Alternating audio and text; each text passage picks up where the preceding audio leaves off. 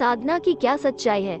हमारी सभी ज्ञानेंद्रियां एक ही फ्रीक्वेंसी पर ट्यून्ड है, अर्थात वो एक ही फ्रीक्वेंसी पर फोकस होकर काम कर रही है। जब हम साधना में जाते हैं तो हमारा मन दूसरी फ्रीक्वेंसी को पकड़ने लगता है और हमें इस जगत के अलावा दूसरे जगत के अनुभव भी होने लगते हैं। इन्हीं अनुभवों से हमारी विचारधाराओं में भी फर्क पड़ने लगता है। इस जगत से संबंधित कई बुरी आदतें जो हमारे काफी प्रयासों के बाद भी नहीं छूटती है, दूसरी फ्रीक्वेंसी के संपर्क में आते ही वो आदतें अपने आप चली जाती हैं। इसके बाद हमारे अंदर एक नए मनुष्य का जन्म होता है। इसके बाद हम अदृश्य जगत की कई फ्रीक्वेंसियों के संपर्क में आ जाते हैं और हमें अदृश्य जगत के नए नए अनुभव होने लगते हैं।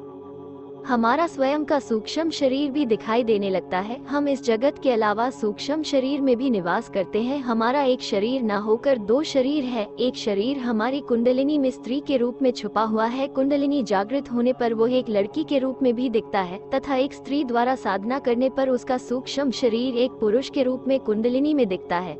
इसके अलावा भी अनेकों हैरतअंगेज दृश्य देखते हैं। अगर कुंडलिनी की फ्रीक्वेंसी साधना द्वारा पकड़ में नहीं आई, अन्य फ्रीक्वेंसी पकड़ में आ गई, तब भी हमें प्रकाश के अनंत दृश्य दिखाई देते हैं और यही प्रकाश धीरे धीरे बढ़ते बढ़ते हमें ईश्वरीय प्रकाश में मिला देता है, क्योंकि हम स्वयं भी उसी प्रकाश का हिस्सा है। यही साधना की सच्चाई है।